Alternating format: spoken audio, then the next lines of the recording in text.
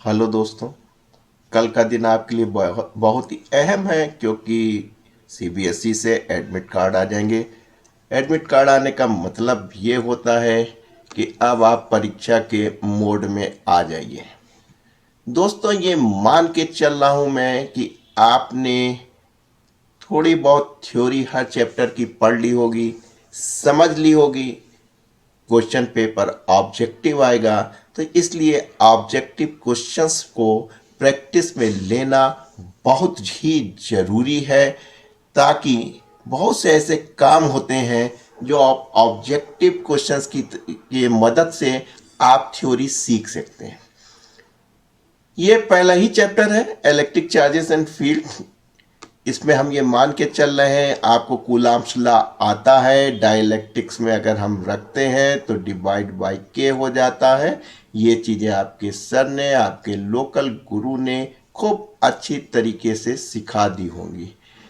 इसी तरह आप अपने अगले टॉपिक पे इलेक्ट्रिक फील्ड पे चले। आपने एक स्फीयर चार्ज लिया, वहाँ पे इलेक्ट्रिक फील्ड देखी। पॉइंट चार्ज जो कि बहुत इंपॉर्टेंट था देखी। स्फीयर का इस ग्राफ को हमेशा याद रखिएगा। ये आपका इनसाइड को रिप्रेजेंट करता है, जहाँ तक स्फीयर की रेडियस होती है उसके बाद एक्सपोनेंशियली डाउन होता है। ये सब बातें आपने काफ़ी अच्छी तरीके से देख ली थी।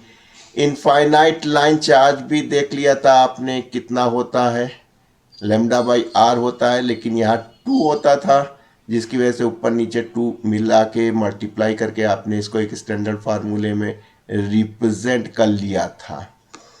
इलेक्ट्रिक डाइपोल भी पढ़ लिया था, वर्क डन भी देख लिया था, पोटेंशियल आदि इत्यादि देख ली थी। अब हम लोग चलते हैं मल्टीपल क्वेश्चंस यानी एमसीक्यू के पास।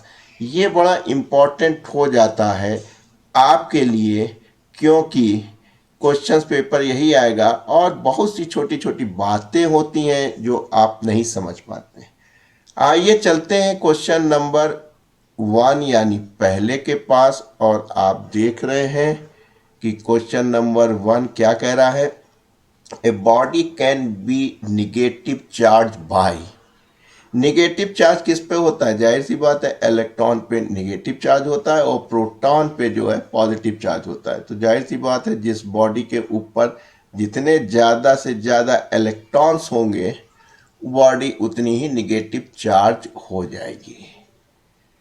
तो अगर किसी बॉडी को निगेटिव चार्ज करना है तो क्या दे दें? उसको उठा के खूब सारे इलेक्ट्रॉन्स दे दीजिए, giving the excess of electrons to it. जाहिर सी बात है पहला ही सही हो गया। आइए बाकी के भी 3 पढ़ लें। Removing some electron from it, क्या हो जाएगा? इलेक्ट्रॉन निकाल लेंगे, डिफिशियंसी ऑफ इलेक्ट्रॉन से क्या हो जाएगी? बॉडी पॉजिटिव हो जाएगी। गिविंग सम प्रोटॉन, अरे प्रोटॉन वैसे ही पॉजिटिव है और दे दोगे तो वो पॉजिटिव हो जाएगा। Removing some neutron from it, अरे भाई साहब न्यूट्रॉन पे कोई चार्ज नहीं होता है, इसलिए उसके निकलने से बॉडी पे के चार्ज पे कोई असर नहीं पड़ेगा। तो अगर निगेटिवली चार्ज करना है तो आप इलेक्ट्रॉन दे दीजिए। अगर आपको पॉजिटिवली करना है तो 2 पॉसिबल कंडीशन है, या तो उससे इलेक्ट्रॉन्स को रिमूव करा दीजिए, डिफिशियंसी ऑफ जितनी इलेक्ट्रॉन्स होंगे उतना पॉजिटिव चार्ज बढ़ जाएगा, या आप उसको प्रोटॉन दे सकते हैं। राइट। आइए दूसरे क्वेश्चंस पे चलते हैं। The unit of permittivity of free space. आपको एक कूलम्ब्स फोर्स का फार्मूला मालूम है, 1/4 पाई एप्सिलॉन 0 Q1 Q2 यानी Q square upon R square. Epsilon 0 निकालना था, 1/4 की तो होगी नहीं, Q square upon force into R square हो जाएगा। कूलम्ब्स की इन्होंने सी माना है तो ये सी स्क्वायर हो जाएगा। नीचे न्यूटन्स की आप जानते हैं, इन्होंने न्यूटन्स को न्यूटन्स लिया है, मीटर स्क्वायर किया है, सबको ऊपर ले आएंगे तो आप कहेंगे कि सर कूलम्ब का स्क्वायर न्यूटन का -1 और मीटर का -2 होगा। Yes, C is the correct option. देखिए सी स्क्वायर भी है, न्यूटन का -1 है, मीटर का। तो बेटा ऐसे ही छोटे छोटे सवाल आएंगे जिनको आपको करना होगा, आप कर लेंगे। बहुत ठंडे दिमाग से करके आइएगा, बहुत इम्पोर्टेंट होने वाला है ये सेशन आपके लिए। एडमिट कार्ड कल मिल ही जाएंगे। हो सकता है आपका सेंटर आपके स्कूल में ना पढ़ के कहीं और पढ़े, खैर उससे क्या मतलब, क्वेश्चन पेपर तो एक ही होगा। विच of the following is not a property of field lines. Electric line of forces जिनको आप फील्ड लाइन कहते हैं, कौन सी इस चार में से ऐसी है जिसकी प्रॉपर्टी को वो नहीं मानती। Field lines are continuous curves without any break, बिल्कुल सही है। आप देखते हैं पॉजिटिव से निकलती है, निगेटिव की तरफ जाती है, कहीं रास्ते में ब्रेक नहीं होती, तो पहली बात सही हो गई, हमें नॉट ढूंढना है।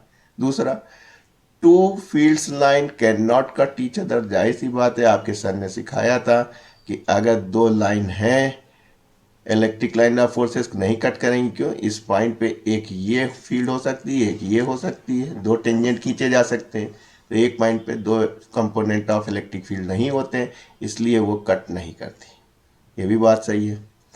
Field lines start from positive end and to the negative, ये भी बात सही है। चौथी क्या कह रहा है, they form A close loop, ओहो ये नहीं होती है बेटा। क्लोज का मतलब आप समझ रहे हैं, क्लोज का मतलब समझ रहे हैं, ये तरीके का, ये आपको किस में मिलता है, ये L magnetic line of forces जो होती हैं वो क्लोज होती हैं। Electric line of forces close नहीं होती हैं, वो पॉजिटिव से शुरू होती हैं और निगेटिव पे टर्मिनेट होती हैं। तो ये जो डी है आपकी, ये नहीं है property of electric line of forces की, जिसको आप फील्ड लाइन कहते हैं, ये नहीं है, नॉट है। चौथा सवाल क्या कह रहा है, Gauss law is valid for any close loop. Gauss law के लिए आपको एक क्लोज लूप की जरूरत पड़ती थी जिसके अंदर चार्ज इनक्लोज रहता था, जिससे कि आप फ्लक्स निकाल लेते थे Q/ε0। तो क्या होना चाहिए था, बस उसकी क्लोज होनी चाहिए और वो आर्बिट्ररी हो सकती है, मतलब कोई भी सरफेस जो है वो गॉसियन सरफेस हो सकती है। हाँ, जब आप इलेक्ट्रिक फील्ड निकालना चाहते हैं किसी पॉइंट पे और गॉसियन सरफेस खींचते हैं, तब आपको एक ई को कांस्टेंट बनाए रखने के लिए आप एक रेगुलर शेप लेते हैं। लेकिन जहाँ तक गॉस लॉ की वैलिडिटी का सवाल है, वो एनी क्लोज लूप में आपका लग सकता है। It can work at any close loop. हाँ, क्लोज सरफेस का होना जरूरी है, कोई भी आर्बिट्री यानी किसी भी शेप की है वो उसमें गॉस लॉ वैलिड है। तो आप देख रहे हैं, आप पढ़े कुछ, इम्तिहान में कुछ और सवाल पूछे जा रहे हैं, इन बातों का ध्यान रखिएगा, यही आपको नंबर दिलवाएंगे आगे, यही कंफ्यूजन पैदा करेंगे। आइए आगे चलते हैं, क्वेश्चन नंबर 5 क्या कह रहा है, partial distribution of electric field due to two charges A and B. आपको एक बेसिक फिजिक्स मालूम है, क्या मालूम है कि पॉजिटिव से इमर्ज होती हैं और निगेटिव चार्ज पे टर्मिनेट होती हैं। तो ए पॉजिटिव होना चाहिए, बी निगेटिव होना चाहिए। ऑप्शन 1 क्या कह रहा है, which of the following is correct, very good. A is positive and B is negative, yes very good. क्योंकि आप जानते हैं इलेक्ट्रिक लाइन ऑफ फोर्सेस, इसको आप फील्ड लाइन भी कहते हैं, वो पॉजिटिव से ओरिजिनेट होती हैं और निगेटिव चार्ज पे टर्मिनेट होती हैं। आइए आगे चलते हैं। छठा सवाल क्या कह रहा है बेटा आपको कि when air is replace by a medium of dielectric constant force of attraction, यानी कूलम्बियन फोर्स कितना हो जाता है। हमने आपको बताया था, कई बार बताया, आपके सर ने बताया होगा कि मीडियम में वैक्यूम डिवाइड बाय के, किसी चीज को आप डिवाइड करेंगे तो वो क्या हो जाएगा, डिक्रीज हो जाएगा, कम हो जाएगा। तो देखिए डिक्रीज होना है, यस डिक्रीज है के टाइम्स, यानी आपने के से डिवाइड कर दिया, लेकिन रिमेन अनचेंज नहीं रहेगा। इंक्रीज भी नहीं होगा, अगर मल्टीप्लाई होता तब इंक्रीज होता, और इंक्रीज k-2 तो बिल्कुल ही नहीं है। तो देखिए कितनी छोटी छोटी बातें हैं जो आपको पढ़ाई जाती हैं, वो पूछी जाती, वहीं आपके सामने दिक्कत आती है। सातवां सवाल 7 question is very very very very important, आपकी नीट की एग्जाम्पलरी से लिया गया है। आप लोग जानते होंगे कि एग्जाम्पलरी इज ए बुक जो कि एनसीईआरटी के द्वारा रिलीज की गई है और अच्छे सवाल होते हैं, कंपटीशन स्किल होते हैं। क्या कह रहे हैं कि एक positive charge is brought near the isolated conducting sphere. ध्यान दिए, ये आपका आइसोलेटेड कंडक्टिंग स्फीयर है। इसका मतलब जो भी चार्ज उत्पन्न होगा वो कहाँ पे होगा, इसकी आउटर सरफेस पे होगा। पॉजिटिव चार्ज ये आपका प्लस क्यू चार्ज है, इसको आप इस कंडक्टिंग स्फेरिकल सेल के पास आप लाए हैं, ठीक, आइसोलेट। अब क्या होगा, बस एक बेसिक छोटी सी फिजिक्स है, वो आप जान लीजिए।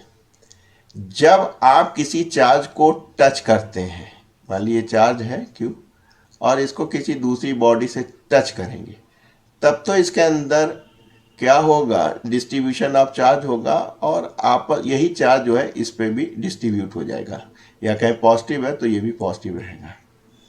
M right. अगर आप चार्ज लाते हैं और थोड़ी दूर पे रखते हैं, यानी टच नहीं करा रहे, नो टचिंग, नो टचिंग, तो ऐसे में इंड्यूस चार्ज पैदा होता है, इंड्यूस चार्ज होता है। इसमें चार्ज का डिस्ट्रीब्यूशन होता है, इसमें इंड्यूस होता है। इंड्यूस हमेशा क्या होता है, अपोजिट डायरेक्शन का होगा, एम राइट, और उतना ही होगा जितना आपके पास पॉजिटिव चार्ज है।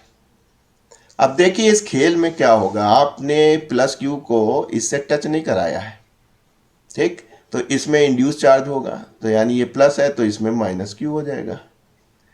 लेकिन law of conservation of charge क्या कहता है, जितना भी पॉजिटिव चार्ज पैदा हुआ है, एडिशनल चार्ज पैदा हुआ है, तो इसको डिस्ट्रॉय भी होना है, क्योंकि ये तो अनचाही नाजायज औलाद है, क्योंकि इंडक्शन की वजह से है, तो उतना ही पॉजिटिव चार्ज आपकी इस सरफेस पर हो जाएगा। आप जानते हैं इलेक्ट्रिक लाइन ऑफ फोर्सेस क्या होती हैं, पॉजिटिव से चलती हैं, निगेटिव तक जाती हैं। क्योंकि यहाँ पे इंड्यूस चार्ज पैदा हुआ है तो इसलिए निगेटिव चार्ज की तरफ इतना बिहेवियर होगा, तो ये निगेटिव हो गया, एम आई राइट। और चूंकि law of conservation of charge लग गया तो ये आउटर सरफेस पॉजिटिव हो जाएगी, पॉजिटिव से फिर इमर्ज करती है तो ये हो जाएगी। तो ये बेसिक फिजिक्स है, किसके वाली, इंड्यूस वाली, इंड्यूस चार्ज की। यहाँ पे क्या हुआ, यहाँ तक तो बात ठीक है भाई साहब, इंड्यूस हो गया था तो निगेटिव आ गए थे, लेकिन ये पूरा निगेटिव यहाँ पे निगेटिव नहीं रहेगा, तो यहाँ पे निगेटिव रहेगा तभी तो ये आ रही हैं।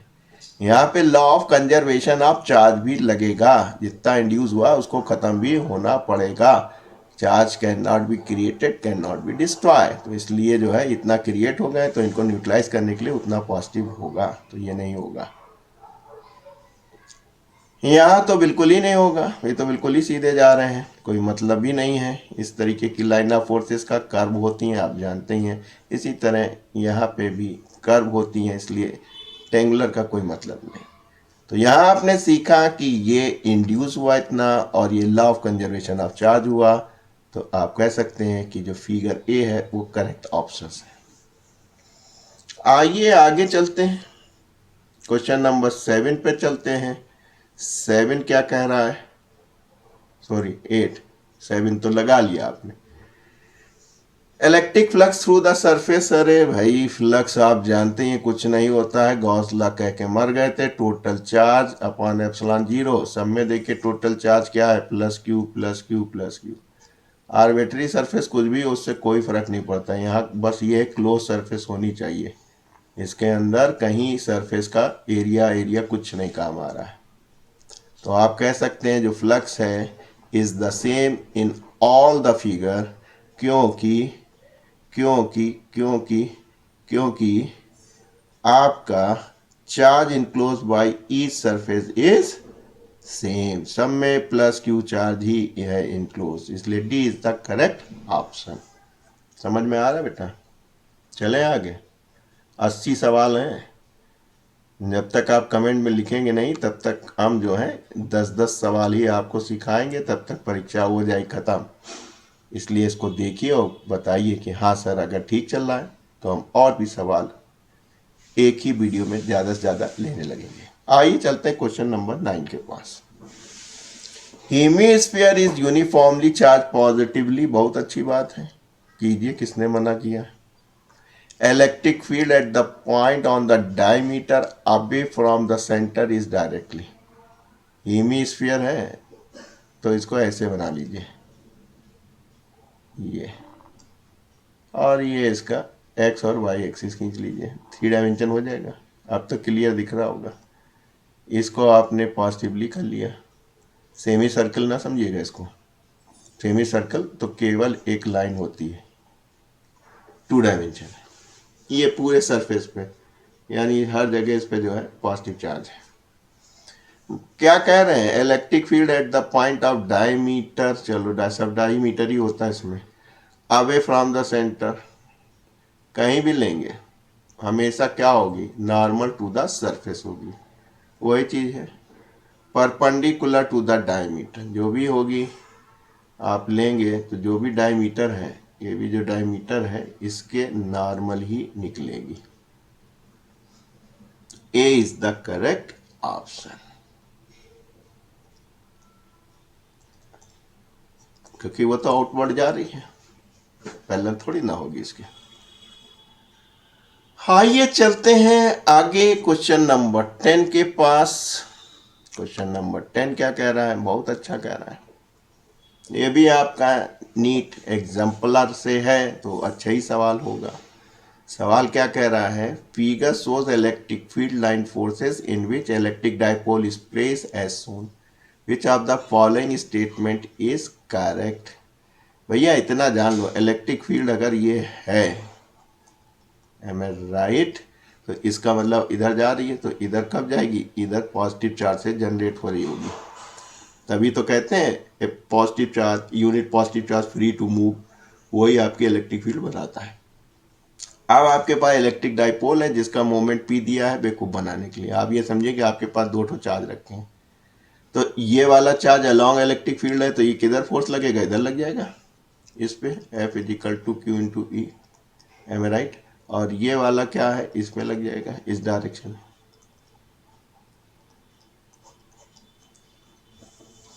बताना क्या है, पूरा सिस्टम क्या होगा, the electric dipole will not experience any force, ऐसा हो ही नहीं सकता भाई, पूरा एक सिस्टम है आपके पास, एम आई राइट।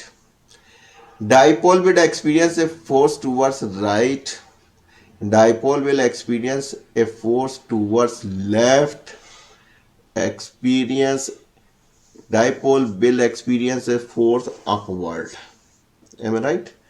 अब देखो बेटा, ये अगर केवल चार्जेस रखे होते, बंधे एक डोरी से नहीं होते, एम आई राइट, बंधे एक डोरी से नहीं होते, ये एक सिस्टम ना होते, तो ये अपना इधर भाग जाता है, ये अपना इधर भाग जाता है, लेकिन ये बंधे एक सिस्टम से है। अपवर्ड वाला में क्योंकि फील्ड तो इसके पैरेलल चल रही है, field is parallel to it, dipole के पैरेलल ही चल रही है, एम आई राइट, इसके पैरेलल ही चल रही है, तो ऊपर और नीचे जाने का तो कोई सवाल ही नहीं होता।